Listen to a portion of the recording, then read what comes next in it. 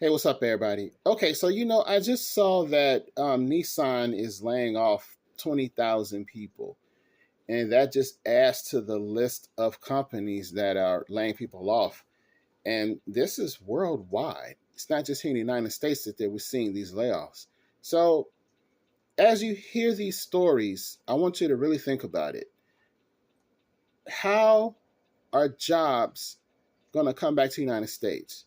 How are manufacturing jobs going to come back to the United States when these companies are constantly laying people off around the world?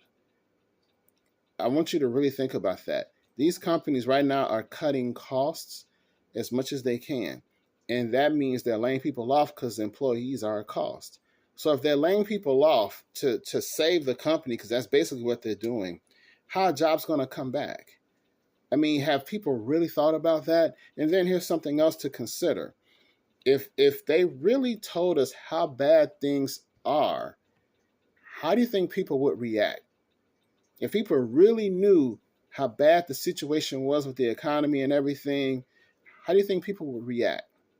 And if you were in control, knowing how people can be very, uncertain with how they react to certain things are unpredictable, wouldn't you say the things to keep them calm?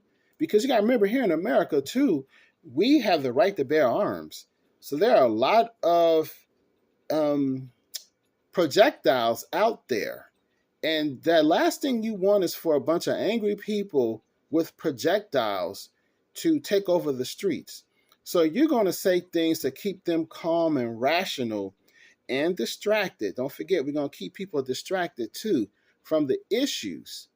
So by the time things get really bad, it'll almost be too late to react.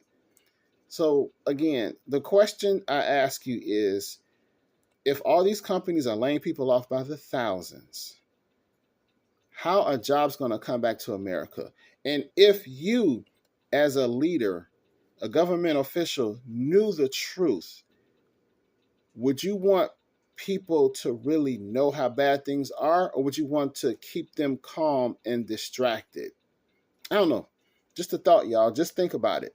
At the end of the day, you got to work on yourself and work on getting multiple streams of income and passive income, because if you're waiting on someone else to come and rescue you or give you a job, you might be waiting a very long time.